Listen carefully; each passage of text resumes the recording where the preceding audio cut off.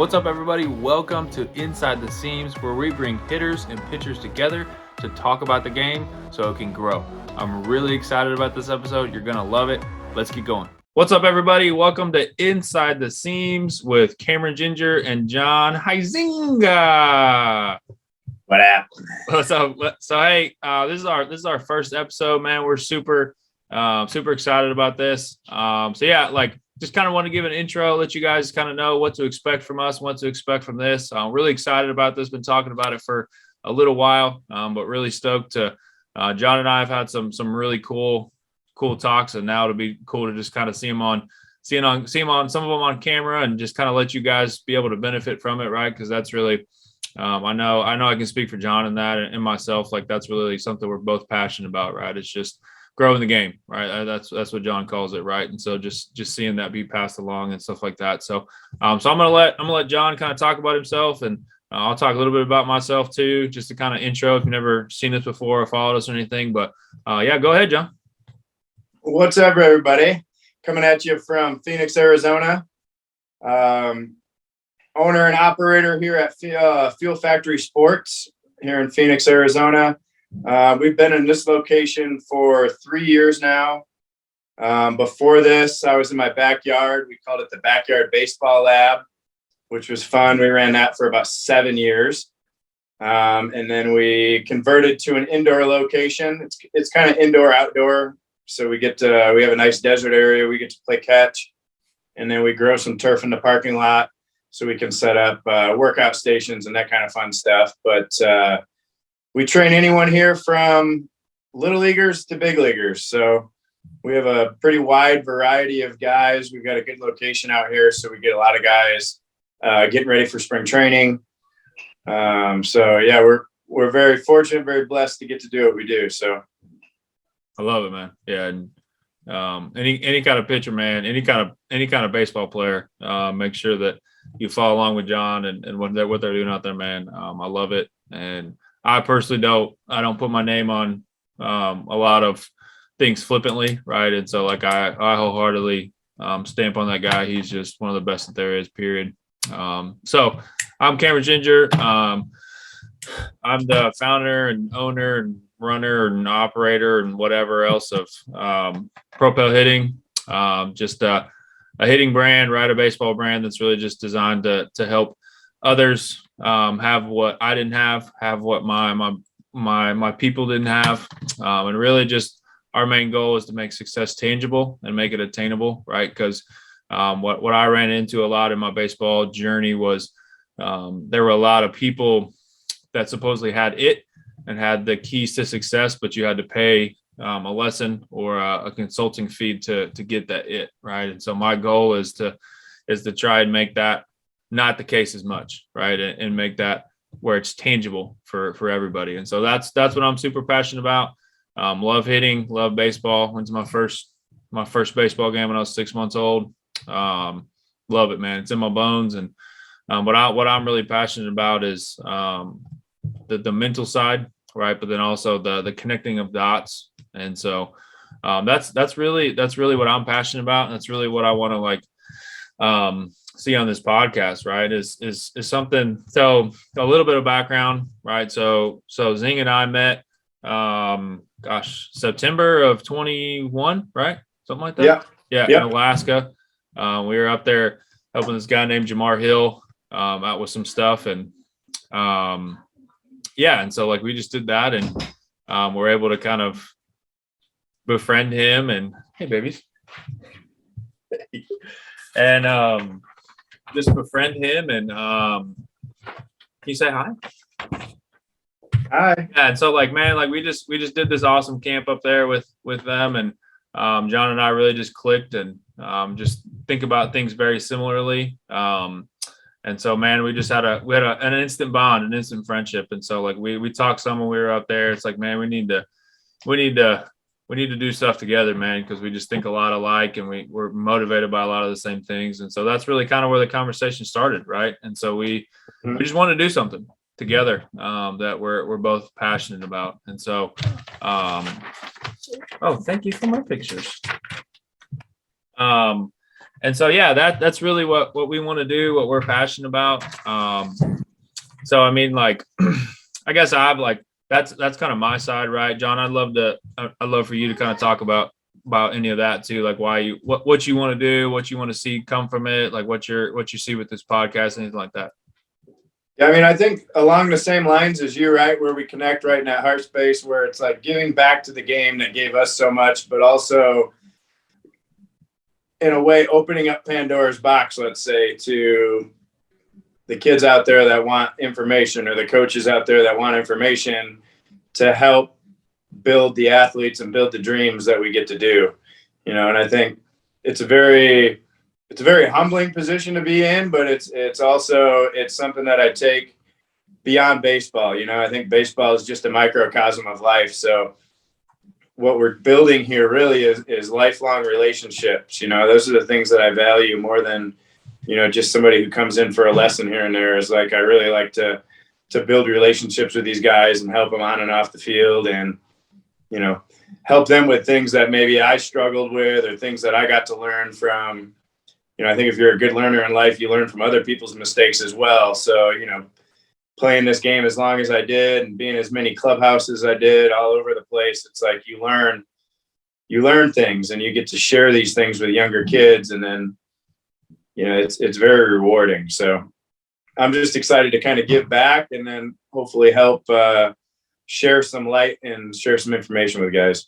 Yeah, I love that, man. I love that. It's going to be exciting, there's so many cool conversations that we've already had that I'm just excited about. So that's something what you can kind of expect from us is we're just going to be very conversational. We're just very laid back. Just love chopping it up, having high quality conversation, right? Just where listening, right, without the intent to talk, and just listening to contribute, and listening to just sharpen each other, and like really just learn, right? And I think for me the where this idea kind of culminated was, so John was talking about something, right, about like how pitchers read hitters, right, or how he said and I'm probably butchering some of this, right? So John, I apologize, right? But so he was essentially saying, after I throw a pitch, the first thing I look at is the hitter, and I watch him once he goes outside of the circle. I watch him, what his expressions are. I watch all of this stuff, and I know what pitch I'm going to throw, where I'm going to throw it, and what he's going to do with it 99% of the time, right? And like, he was giving examples of how he did that, at his place at Fuel Factory, and like he was like, almost 100% out of 100, I do it. And that really to me was something where I was like, I've always told my guys that, hey, your body language is important, like all this stuff, but that made it super real. And I was like, man, like pitchers and hitters need to stop.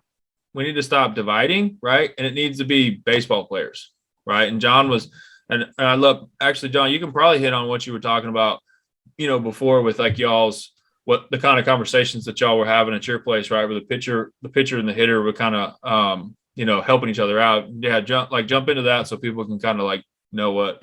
No. Yeah, I mean, I think it's just it's a fun environment. We do a lot of live bullpens in here, or live at bats, whatever you want to call it. But pitcher versus the hitter stuff, and a lot of times afterwards, guys will get together and kind of just have a little rap session.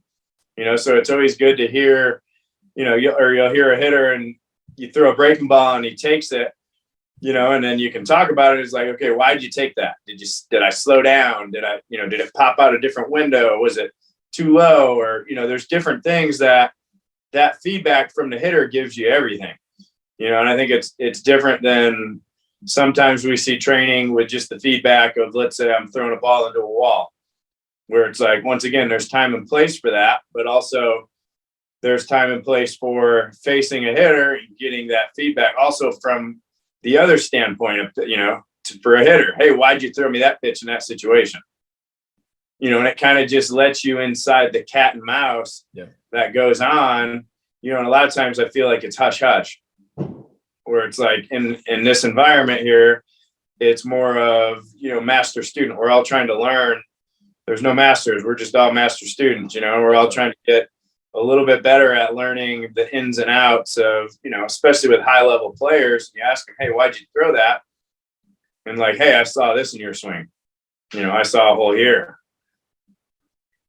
Something like that. I think that's really helpful feedback, and you see guys kind of grow, and then they can go in the cage and work on it. Or, in the next bullpen, my first time, I'm gonna work on starting that breaking ball a little bit higher, so he's gonna actually swing at it versus the one he can see as ball. Because we talk about it all the time, but it's like you want to throw balls that look like strikes and then strikes that look like balls. Yeah, I love that. That's great.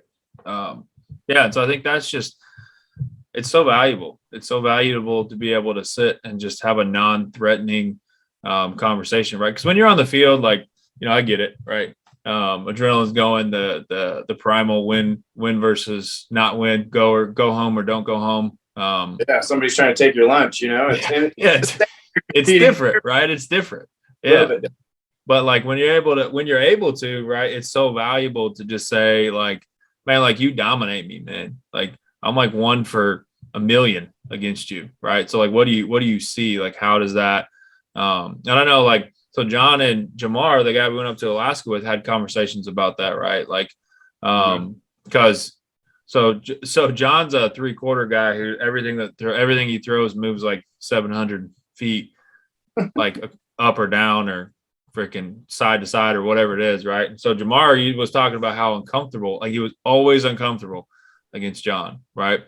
And like, like Jamar would make a move or he'd back off the plate, and then this would happen, and then it was moves and counter moves, right? And I think, like, as you understand the game as being a game, like, I think that that really enables you to have more conversations like that, right? And so, like, that's really what we're trying to do, right? We're just going to talk about stuff. We may have people on here and just learn, right? Like, I'm excited to, like, any kind of guy that we bring on. I just want to sit and listen, and be like, hey man, like, you're real smart, and I just want to learn real good, right? That's all I want to do right here. And so yeah, that's really what our desire is for this. And that's what we want for y'all, right? Because, like, again, like, those are the kind of conversations that need to happen. And I believe, like, not perfect individuals, but mature individuals can have those conversations, right? And that's one of the things that I've loved.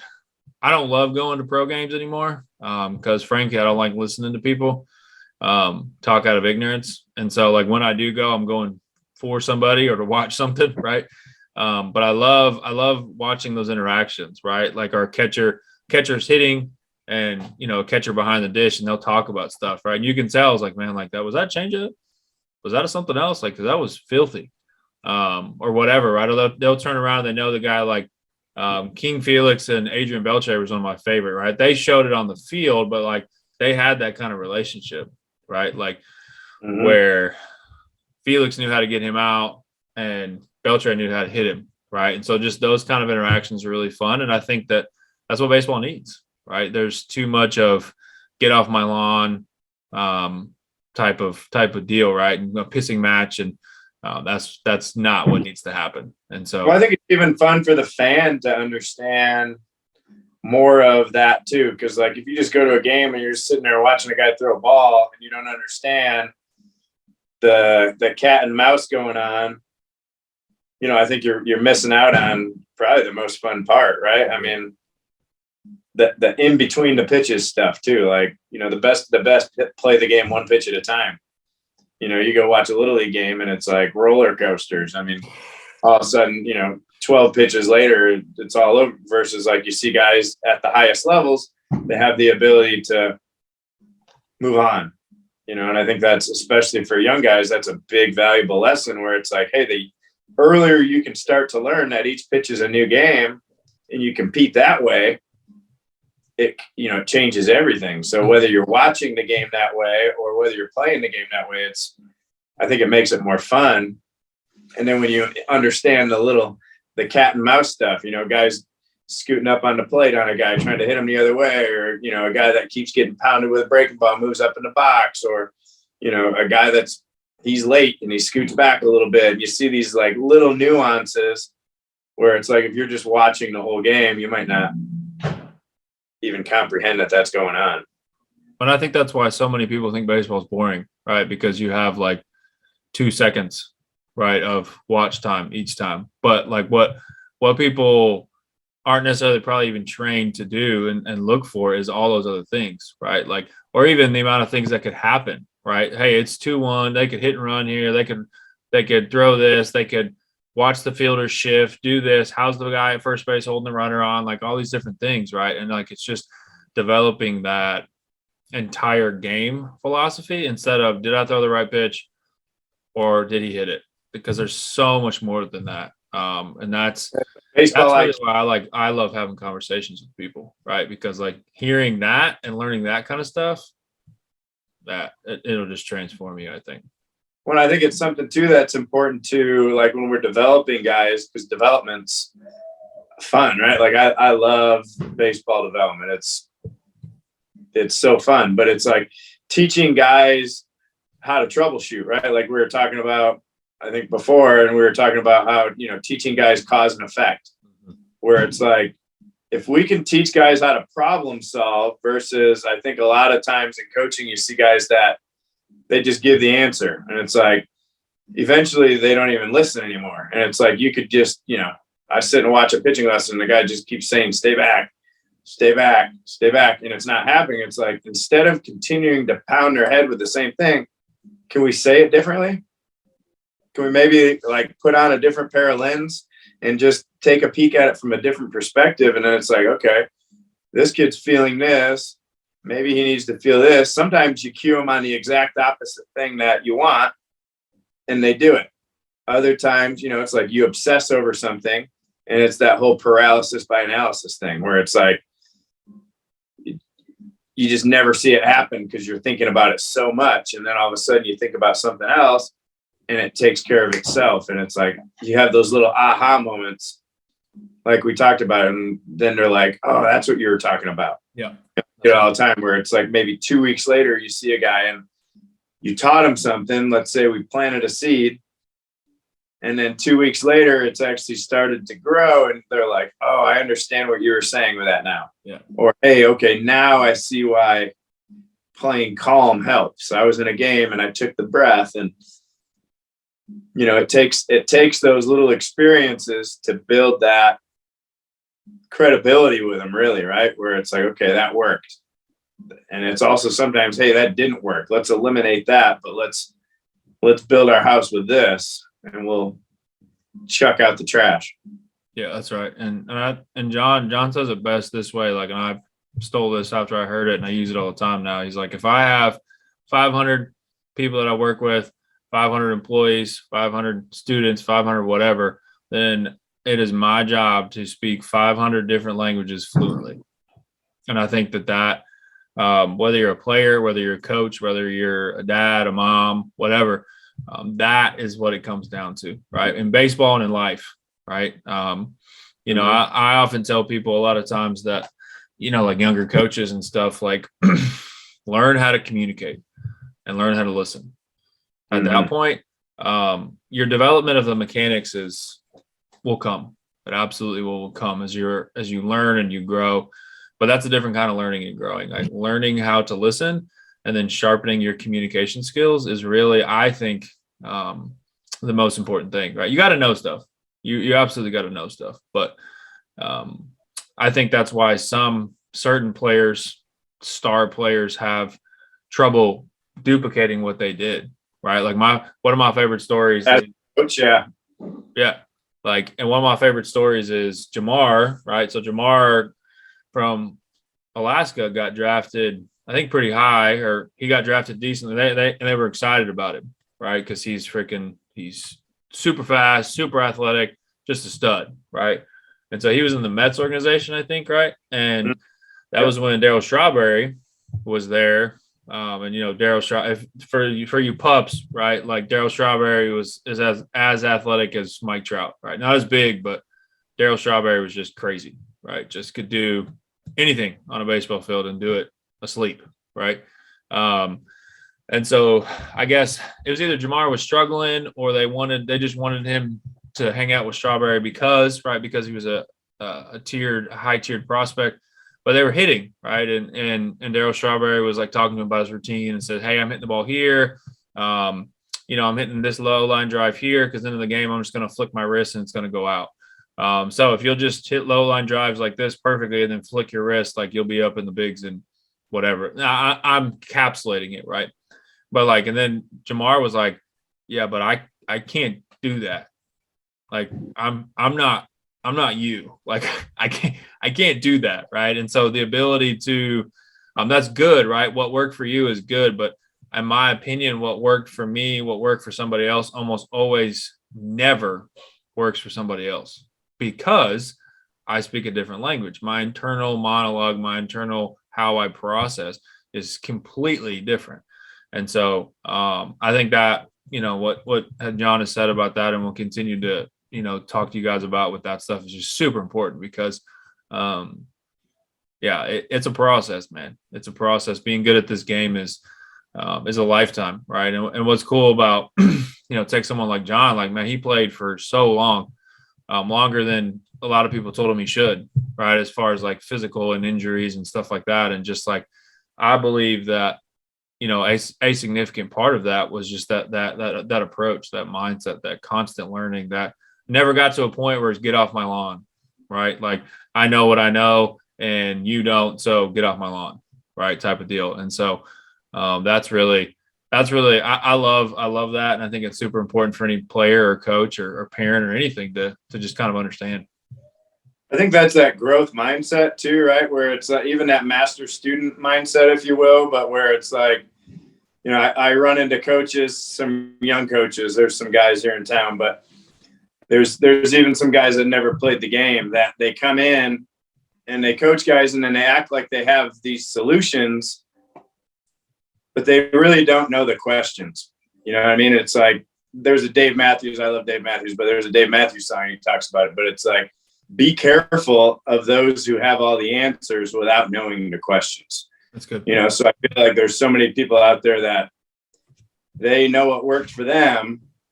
So for them, that was the answer, but for somebody else, it may not be. So to me, it's more important knowing the question as the athlete than always knowing ahead of time what the answer was for somebody else, because you've got to probably do some different digging. You're a different athlete, you move different, you've been trained different, you grew up different.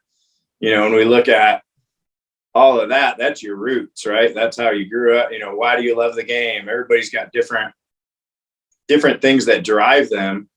But it's like, as a coach, that's what I want to know. I want to know what drives you. Why do you play this game? Because there's going to be times where you're going to really struggle. And, you see a lot of guys that walk away or they quit, and it's like teaching guys, because once again, this goes beyond baseball and it's life. And it's like, okay, if I'm taught how to troubleshoot and take care of a problem, it's better than just knowing this is how somebody else solved the problem. You could have somebody who had the best playing career, but they can't relate it to the younger generation. And, I think sometimes too, it's so simple for some of those guys. Yeah, that's right. And I think that's what we look to get to. But sometimes you got to learn how all the nuts and bolts work before, you start taking out a power drill. You got to learn, hey, a screwdriver works like this, hammer works like this, and it's different than just, hey, here's a power drill, go do it. See the ball, hit the ball, be like Pete Rose. I hear guys see the ball, hit the ball. I'm like, that is such a beautiful, that's like Einstein simplicity. Anybody could understand that. But doing it is a whole nother thing. So it's like knowledge and application.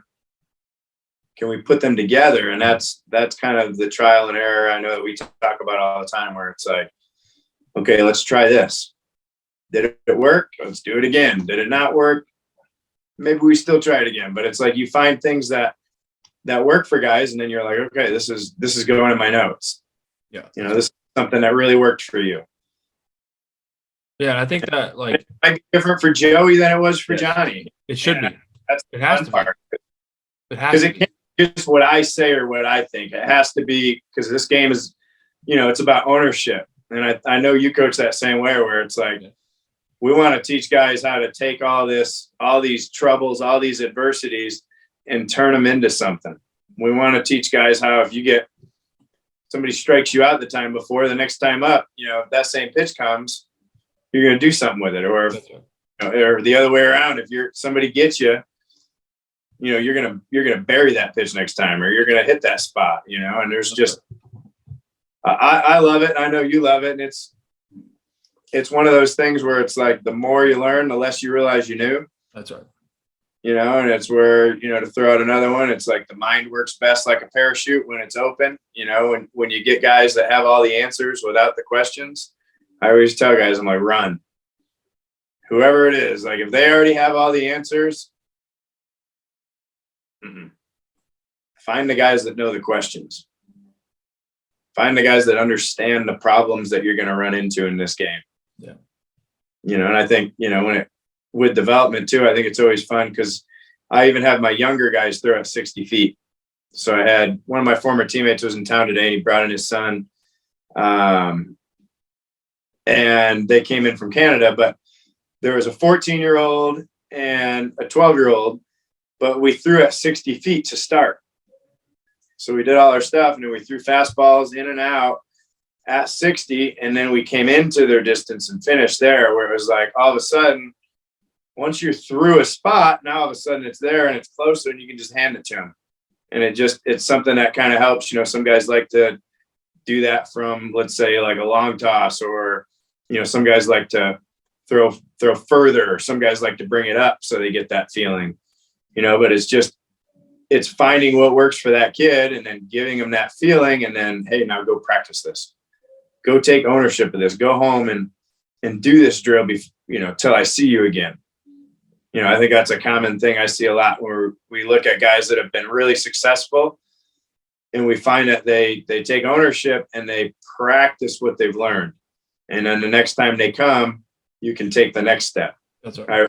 I look at it like a ladder, right? Where it's like, if you look at ladders, they're evenly spread, and there's like little steps, and it's like, okay, if you come to me and we do lessons, we're going to start right here, right? If you go practice, we get to go back here. If you don't practice, if you come in here and you don't know what the Hall of Famer drill is, or you don't know what a figure eight is, and we got to go revisit the things from the first time, we got to start all over again, almost, versus like we start to build those little successes by taking a step, and then taking a step, and then climb that ladder. And all of a sudden you're like, wow, we made all this progress by taking these little steps, versus, I know we talk about this a lot, but there's no magic pill.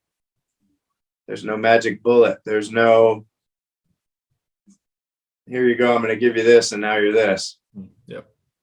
Anybody who says that, run from them too. Like, absolutely run from them, because that's not the deal. I love all that. I think that's so incredibly spot on. And I think one way I try to measure that with my guys, whether it's anything, right, but especially hitters, is like, if your swing looks the same when you come back, I know that there hasn't been progress being made. So there hasn't been time put in to make the progress happen, right? And so at that point, it should look a little bit different, right? You should be a little bit stronger. You should be something to where it's going to just interact just a little bit differently.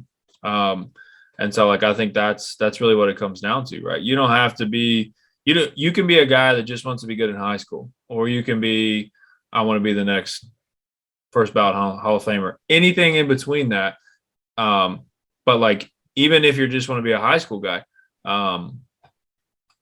you still got to make that progress, right? You still got to, like, there was a guy that we were like a couple years ago, one of my last years coaching, like, in like an organized setting, that we were facing a guy that it was his senior year, wasn't going to play anywhere afterwards.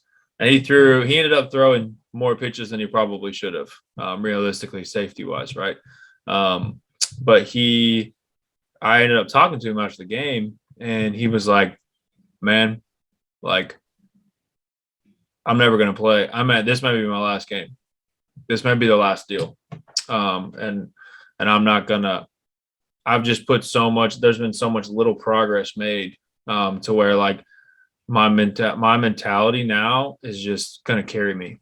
And like, I'm not going to quit. Like when I know what I'm done, I'll be done.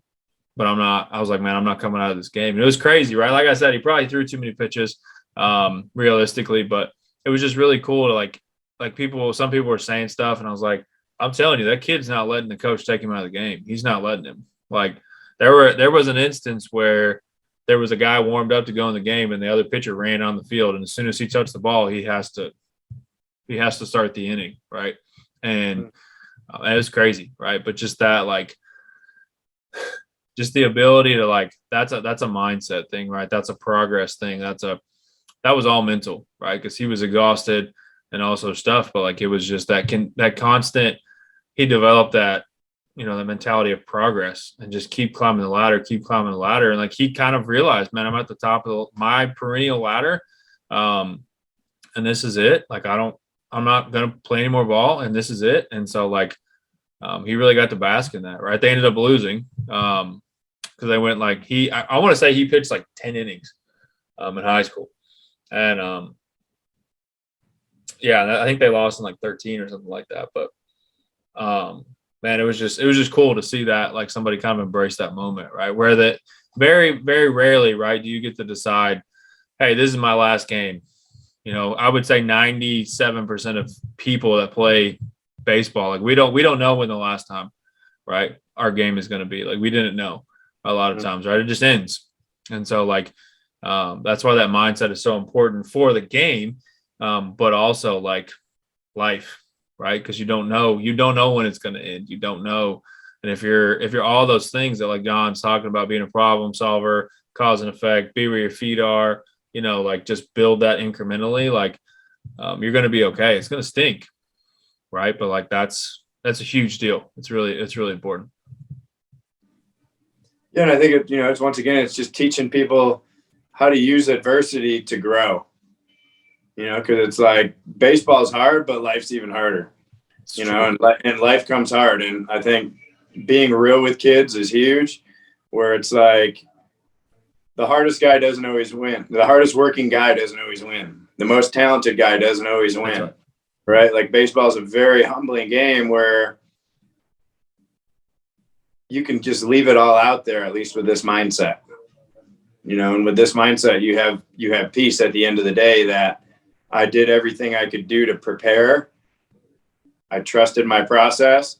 It's always the worst after a game when you go outside yourself. You try to do too much. You listen to the guy that told you that 110% exists. But 110% doesn't exist, right? Because the best guys can get you out of 80, 90%, right? The best guys can swing 80, 90%, and they get that buggy whip. They get that extra. They're not all just max effort. Yep. And once again, there's exceptions to that. But a lot of times what I find with the highest level guys is like the reminders that they need is like less is more. It's not like, hey, you got to move faster. You got to do more. You got to, whatever. It's like, no, you got to trust it. It's an easy thing to say, a hard thing to do. Yeah, that's right. Right. But if you're out there at 105, 110% and you're driving your car at max red line all the time, it's going to give, and it's also, if you're a hitter, it's a lot easier to see a pitch. If I'm trying to throw it 1,000,000 miles an hour, I'm throwing it from here. Yeah, that's right. That's versus true. Easy with it. And all of a sudden it goes, whoa, and it catches up. Those are the guys that the ball jumps on you and you have weird reactions. And, it takes a hard left turn without using its blinker, and it's like, those are the guys that are hard to hit versus those max effort guys that, the try hard, and it's like, I think that's where we see the separation, where it's like, obviously in training, we need to kind of push our limits and we need to up that. But in competition, it's like the flow state. The guys that go with the flow, the guys that can make the adjustments, those are the guys I want on my team. Mm-hmm. I want the guys that are the competitors, the guys that, a big pitch comes and they locate it versus trying to overpower everybody every time. Yeah, that's right. That's what, like, it's funny that you say that, right? Because I remember, like, when we were watching that catcher's bullpen view of Glasgow, and like, it literally, to me, like, is exactly what you were talking about. Like, it looked like he would release the ball and his hand would almost be in the glove. Now he's like 8 foot tall, and yeah, big boy.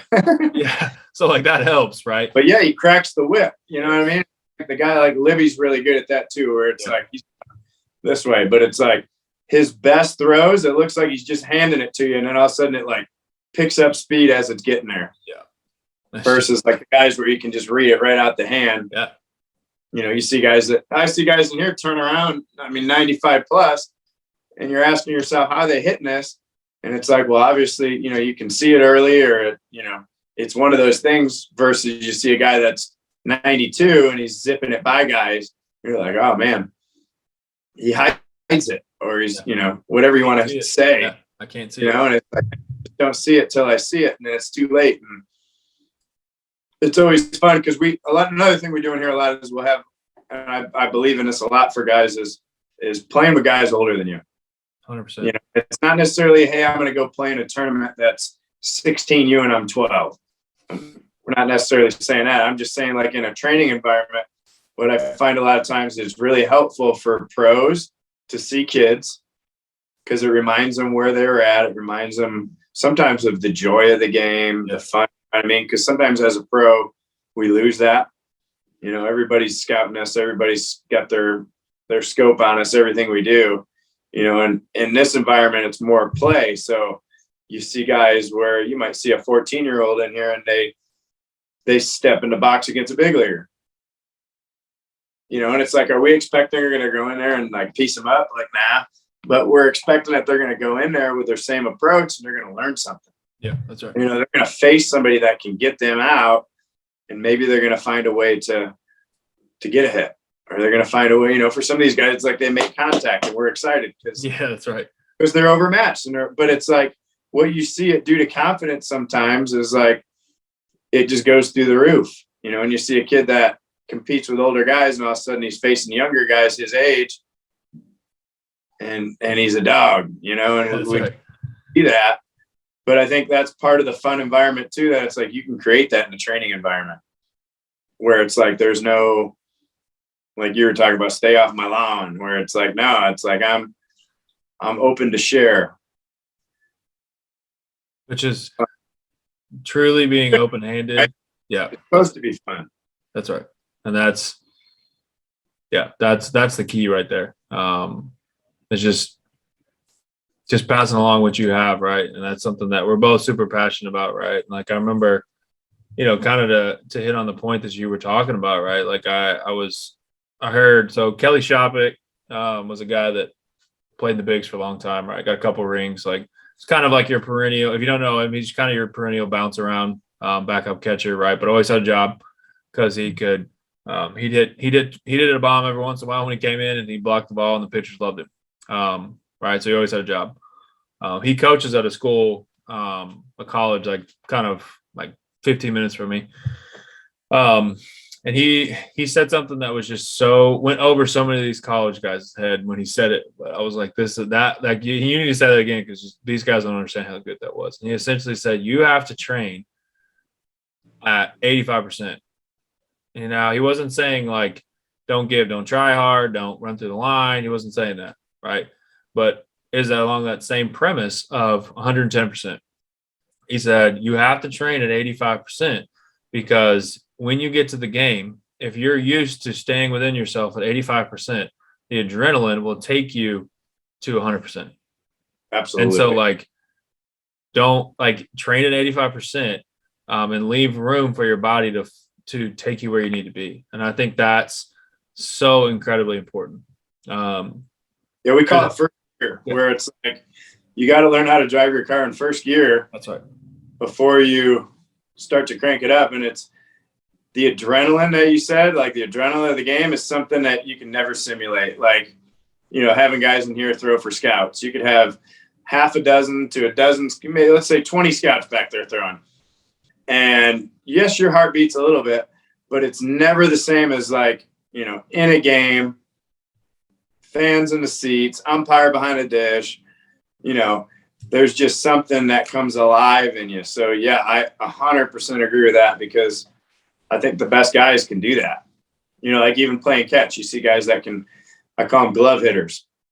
But it's like, if I can play catch with you and I can move my glove around and you can spin it the same and hit my glove, I like to move around in the cage. So like I've got a 70 by 20 cage, and I'll move from one side of the batter's box to the other when I'm playing catch with guys, just to teach them center. And I'll just continue to move until we get down over the home plate. But I think like pitchers, a lot of times young pitchers get into trouble when the only thing that they think about is throwing strikes. Mm-hmm. I'll get them on the mound, and I always ask them whenever they get on the mound, okay, what's our game plan today? And two of the things that I hear the most, until they know any better, is I'm trying to strike them all out, or I'm trying to throw strikes. And I just say, what kind of a game plan is that? Right? Like for me, a game plan, knowing your odds as pitcher, okay, knowing that majority of the time you go watch BP, these guys get themselves out. That's the game, right? If the game plan is this, instead, get ahead, mix it up, so different pitch or different location, and then put them away. I think that's a game plan, right? And I learned that one from one of my buddies, Matt Hammonds, who pitched forever, but he's a guy who, we talked about that, guys get into trouble, they try to strike a guy out first pitch. Those are the guys that you see in there, and they waste their best stuff early, versus like you see a guy that's pitching with this mentality. They get ahead, they're still crisp, they're still throwing good stuff, but it's like you get somebody to 0-2, 1-2, and there's another gear. Then there's the put away pitch, versus the get ahead, the mix it up. Getting out with 3 or less pitches is ideal. If you're a starter, you want to make it deep into that game, right? But then we see guys who it's like, okay, I'm just going to throw strikes. Well, How comfortable are you as a hitter if I just throw strikes? I'm good with it. Right? It happens real quick too, right? Like first, second time through the lineup, That's right. I'm just cookies, fastballs, here you go. No. So it's like get ahead, I feel like too, is I could get ahead with any pitch. That's right. I can mix it up with any pitch. I think, valuing all your pitches equally makes the hitter have to value them all equally. Where it's like, hey, if I'm a pitcher and I don't trust my changeup, how long is that going to take you to pick that up? 2 at-bats. Right. And a lot of times, like a good hitter, right? Like you're picking up on stuff when you're on the on-deck circle. That's right. You're 100%. on stuff when they face your leadoff and then your 3-hole, and you're seeing, oh, he gets to 2 strikes and he keeps throwing the same pitch. It's a breaking ball every time in the dirt. Or, hey, every time he gets to 0-2, he throws a high fastball. And it's like another thing we stay away from is waste pitch. Like what's a waste pitch? Yeah. Right? Like I really feel like every pitch, I could get on a box and preach right now, but I mean, what is that? If you're predictable, are you really pitching? That's right. And I know that's just my side of it, right? Like from your view too, like if you swing at the first pitch every time as a hitter. And that's the thing that so many hitters don't understand, right? I think that like as you get to the college ranks, you understand that a little bit better. But like even, okay, you can have tendencies, right? I think that's fine. You can have a mentality, like that's fine. But like understanding, I would say that's kind of like one layer deep and maybe a couple layers deeper is this is what I'm trying to do. This is the zone that I'm going to look in. This is the area that I'm going to look in. That can change pitch to pitch, but yeah, like it's based on the situation, right? 100%. Like you see guys, because we'll do situations in here, especially with like our high school guys, right? Or even when our pro guys are doing their live stuff, we play it like a game. Yeah. So we use the hit tracks, we have the epsidoe, we have a strike zone, right? And we play it live. So if somebody gets a hit, there's a man on first. So that hitter should have the approach of, hey, I'm looking to move somebody over here. Versus if there's men on second and third and I'm looking to get somebody in here. And I think it's like sometimes I see it get lost. I see guys just get in the box, same approach every time. And I was the guy who took notes. So I always had a notebook every season. And I'd go through, and the things I kept track of, first one was guys who are going to swing first pitch. And are they going to swing first pitch at a fastball? Are they going to swing first pitch no matter what I throw? There's different things. And then I'm going to take notes on what does a guy do when there's men in scoring position? because that's a different game, right? Yeah. Men in scoring position, a lot of times, hey, you throw that first pitch fastball away. I mean, that's recipe for disaster against some guys. But you got other guys where it's like, hey, I know he's going to take till a strike. Here you go. Yeah. You know, and it's like, just so I always like to take notes on that, because I like to know if guys were aggressive early, or if they're, you know, I'd keep track of, hey, every time I throw fastball away, he's on. Yeah. You know, he's swinging at that. So that's obviously what he's looking for. And he's showing me enough of a tendency that I can use that to my advantage versus, you know, we were talking about guys earlier where it's like guys that are unpredictable. You know, a guy that might take first pitch one time, but then the next time he's swinging, it's like he's a guy that I'm kind of like wishy-washy on. Okay, I better spin a few in here first pitch. I better kind of keep him honest. I'm going to move some feet. Yeah. You know, this is a guy who sees me well. This is a guy who doesn't see me well. You know, am I going to, especially at the lower levels, how many good hitters are in the lineup? Not very many. Yeah, like a couple guys, right? And the rest of them, why would I waste my good stuff, my poisons, when I can just beat them? Yeah. You can beat them, just beat them, get them out, right? But I mean, that's something that obviously takes learning and experience. And then, you know, I think teaching guys, especially at a young age, how to call their own game. Yeah, that's right. Allowing them to make mistakes versus me just sitting here and calling every pitch and just sitting here and Gideon because I fooled the hitter. And it's like, okay, I understand that to a point at times, teaching a guy to call, but then, hey, let them call one. Especially at the younger levels, does it really matter? You know, I think a kid in the long run is way better off learning what he should and shouldn't throw in certain counts versus, hey, I'm going to call everything and tell him what to do instead of, hey, here's your parameters. Here's our game plan. When you're out there, this is how we do it. And then maybe, you know, another time in practice, hey, I'm going to call pitches and I'm going to show you, hey, this fastball in right there. Hey, this is the pitch.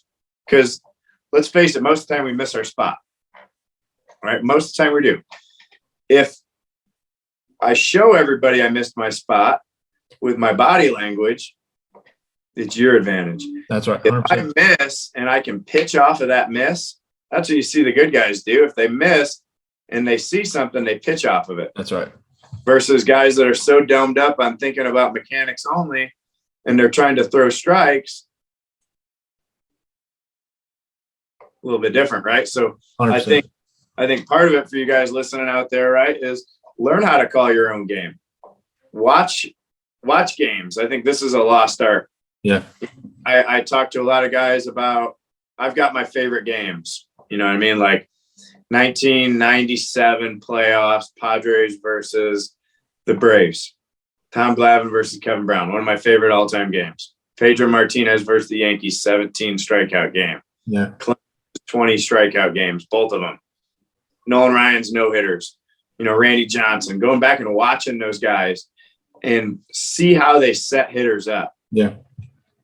You know, and I think, too, realizing you watch, you know, Roy Halladay's another one I love to watch. Yeah. And you see strategies, you know what I mean, where it's like this pitch set up and then this pitch set up this pitch. Yep. And you make X's on both sides of the plate and you can pitch up and down with this and this. You know, and you just see different things that work for different guys, and then you can take that yourself. I always like to say success leaves clues. Yes. So if you go watch a guy and you can take something, like I have my guys watch Randy Johnson for his mound presence. I mean, who's digging in on that guy? Nobody. You know, and it's like from the other side, like, hey, watch Miguel Cabrera. I love my hitters to watch a guy like Miguel Cabrera. Mm-hmm. Beat him and he's still not beat. His technique is so good that you can beat him on a pitcher's pitch and he'll get a base hit. That's right. He doesn't try to do too much. He's a guy that, you know, Vladimir Guerrero is a guy I love to show guys. I mean, he's one of the best mistake hitters we've ever had. Mm-hmm. You know, but I think if you're a master student and you're aware that success leaves clues, you can go and learn. You know, it's like you can kind of see where I'm at here, but like my bookshelf, where it's like I'm constantly reading because I want to learn. Yeah. It doesn't mean I'm just sitting in the corner and reading a book for 3 hours. It's like I can pick up a book. I like to kind of digest a page. I'll read a page and then I'll absorb that and take some notes and kind of see, okay, like John Wooden's a guy I like to read. Yeah. You read his stuff and it's like, this is something I can use to help guys troubleshoot.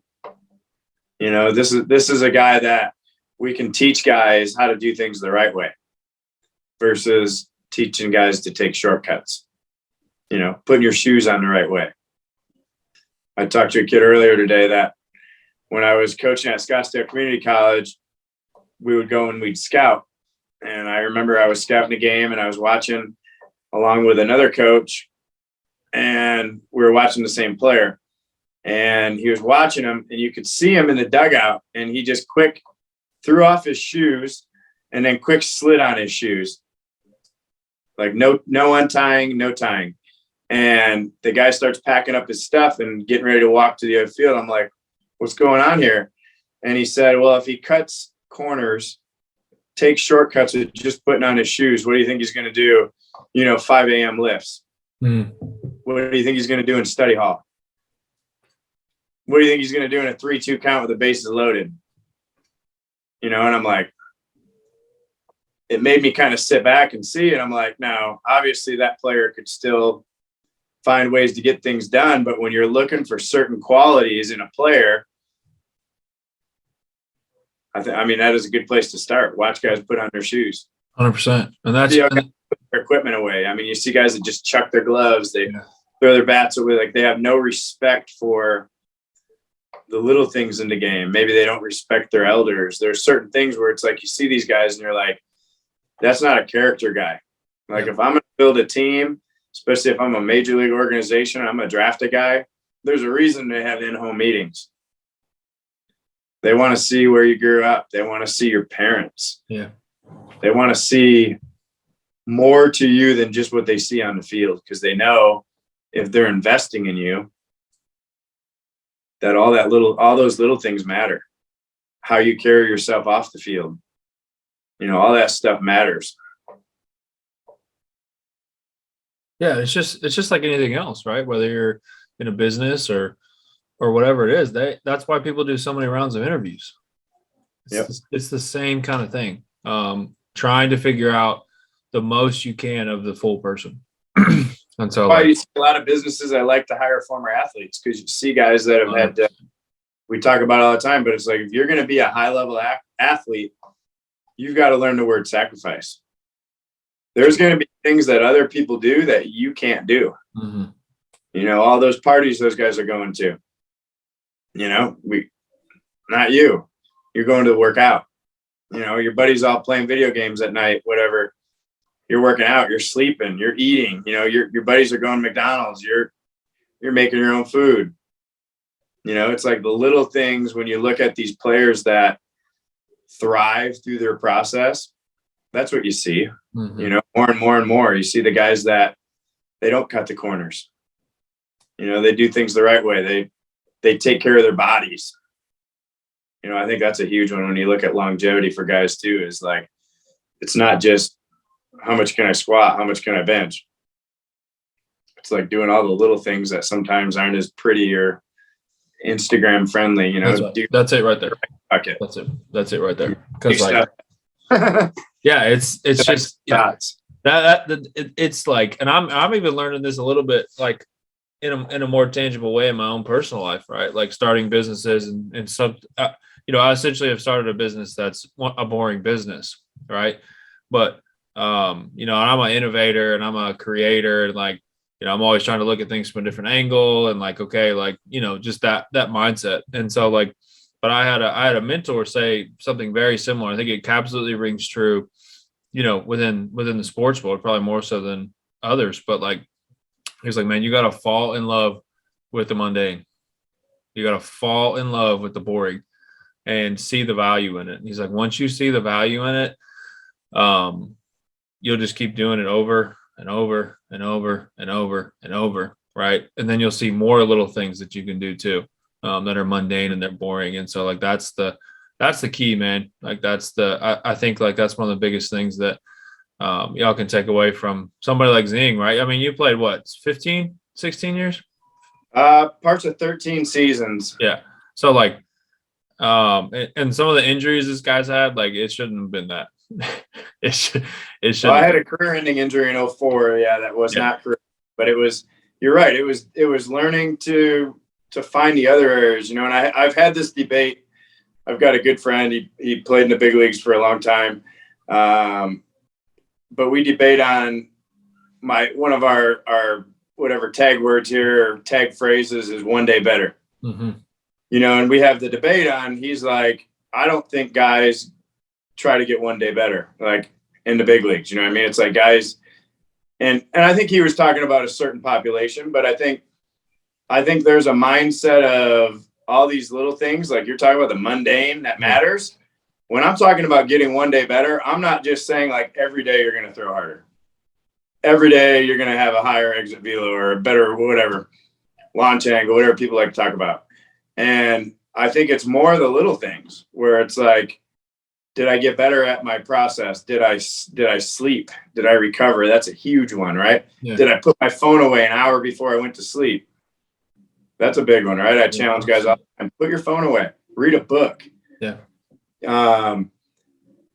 Another thing you can improve, the way you eat.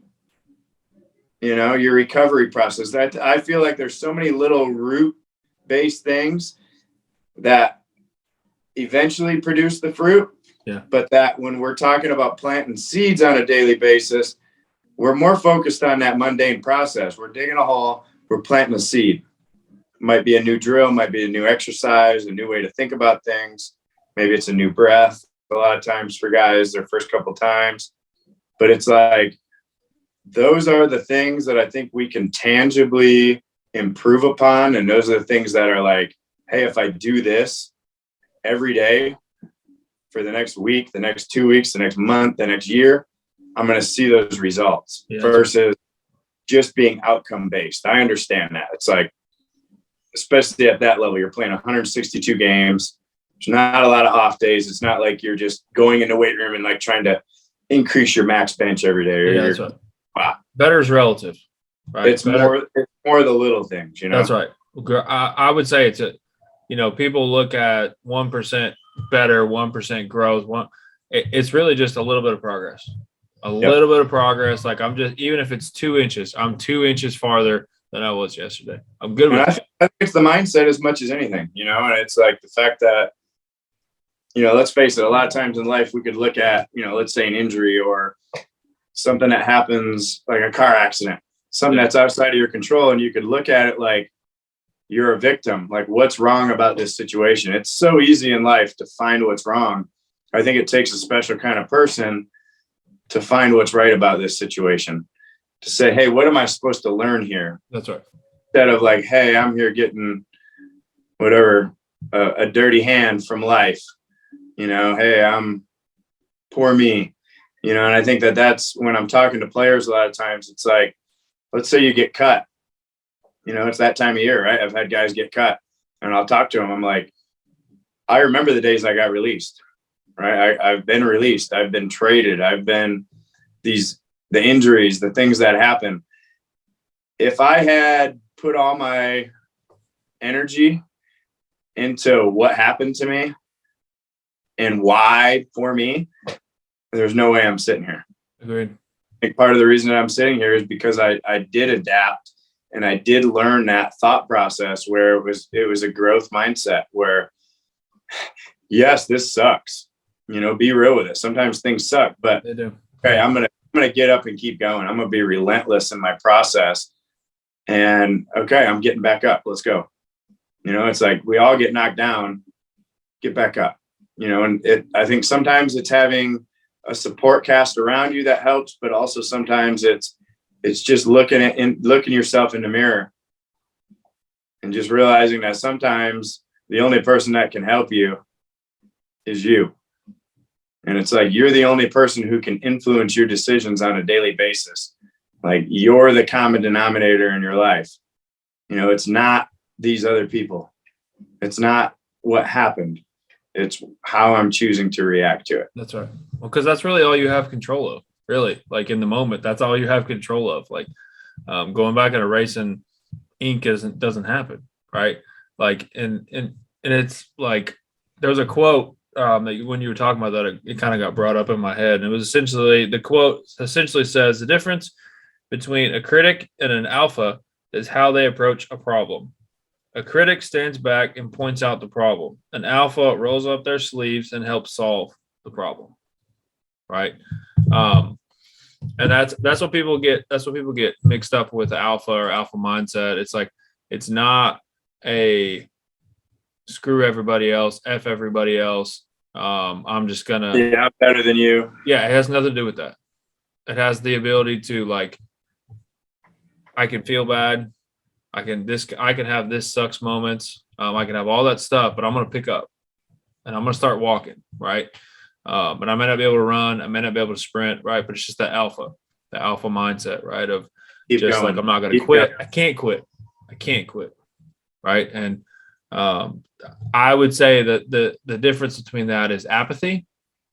Right. And just I can't quit, because like so many people get stuck in apathy. Right. And it's easy to blame. Right. We all do it. Every single one of us do it. Right. When we start feeling pressure, whatever it is, it's like, I'm going to get some of that off of me. I'm going to throw it off. Deflect. Yeah. People deflect. That's right. Yep. Right. And the ability that absolutely translates in baseball, but wherever you play. Right. Like, don't be apathetic. Right.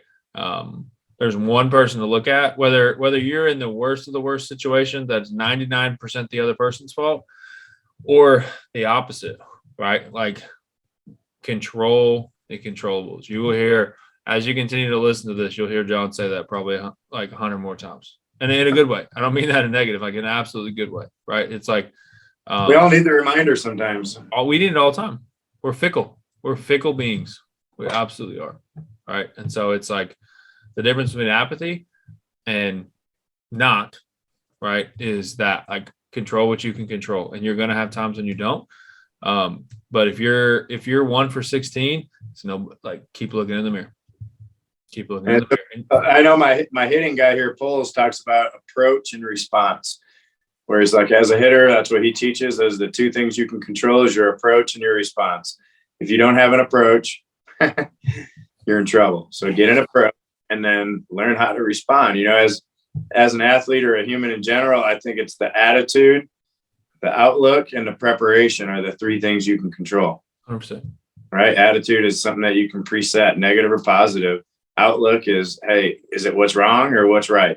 Am I a victim or am I a predator? You know, am I the prey? No. You know, and then obviously preparation is preparing yourself for battle, right? Like getting yourself doing all your stuff you can do, so when you're on the field, you can just trust it. That's it. Right there. That right there. If you're listening, you listen to that part again. So you can trust it and not think about it. Yeah, that's right. Because, like, you ain't got time to be thinking about it. You just don't. You don't have time. You got to be able to trust it. Go. Right? Like I call it subconscious. That's right.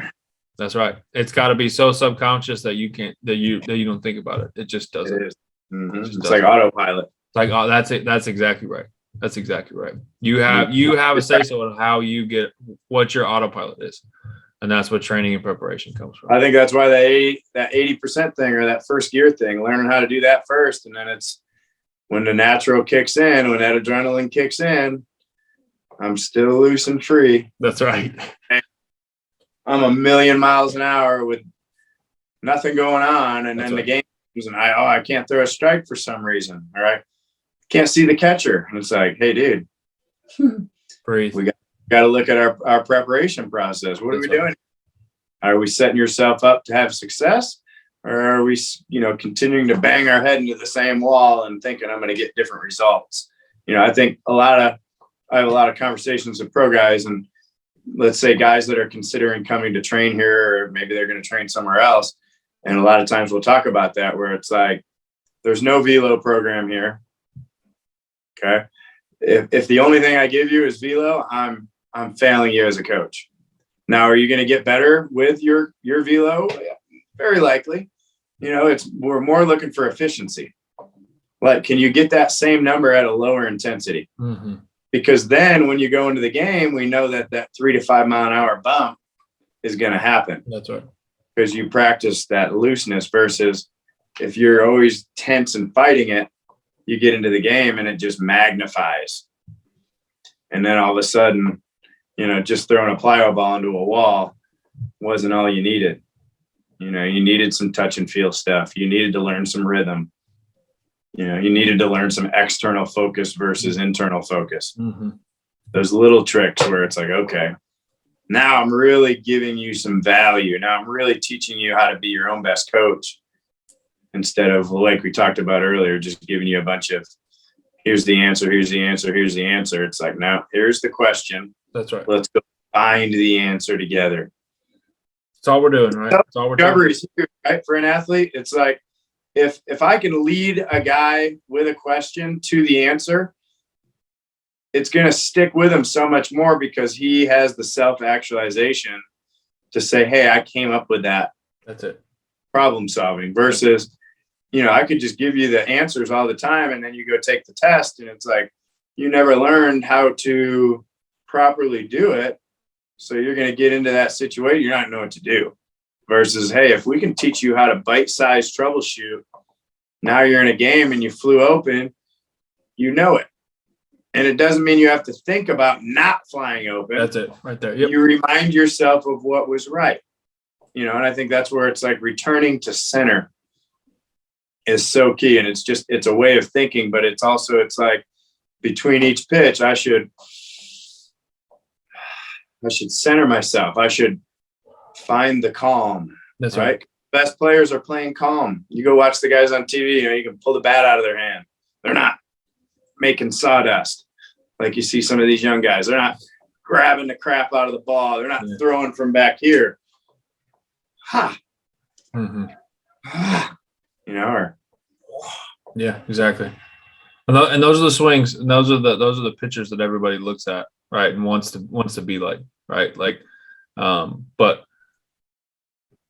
I think there's a gap between understanding that happens through self-realization, self-actuation, right, like that aha moment, right? I love so like that's where it's our role, right? Whether you're a player or a coach or a mom or a dad or anything else, it doesn't matter, right? Like if you're a player, you can do that for other people, right? If you're not in the games, you can aim to do that. I say I make camp in the understanding arena, right? Like you're not going to be there, you're not going to understand it all the time, but like that's where you set up residence is trying to understand. And so like because like that's the biggest thing, right? Is being able to self-actuate, self-correct. Like you say, like, and we've said most of this phrase, like, be your best coach, right? Because your swing better than I do. And that's the biggest thing, right?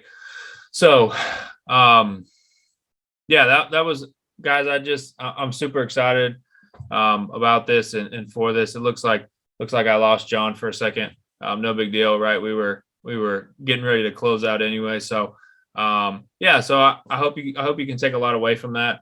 That's really what we're going to try and do. Those are the kind of conversations, right? We're going to have guests on here, ask some questions, do some stuff for you guys and with you guys. But that's really what our heart is going to be for this, right? Is talking about stuff and then giving it to you so you can kind of understand it, the actuation part of it, right? So that's really the goal. That's our aim for this. So I hope you enjoyed it, man. We're gonna be putting this content out for you. So go ahead and make sure you follow along, like it, share it with the other people, man. Like y'all just like use it to your benefit. Because that's what we're here to do, and that's what we're trying to do and help with. So I appreciate you listening. I'm really excited to have you back on the next one. We're super stoked. John and I are super excited about this, and just being able to share what we have and grow together, right, with the people that we have on and grow together in general, right? It's just an excuse for me to get to hang out with John, who's one of my favorite humans. So yeah, that's what you got to look forward to. Appreciate y'all very much and listening. So make sure y'all stay tuned in, and we'll keep getting it. So we will see you next time on Inside the Seams. Thank you so much for watching. I'm sure you were able to get a lot out of that. So because of that, make sure that you share this, right? Make sure that you put it out on social media, on your stories. Make sure that you subscribe, give us a 5-star review, because our passion is to see the game grow, and our passion is to see you become the best baseball or softball player that you can. So go ahead and do that for us, and I can't wait to see you on the next episode.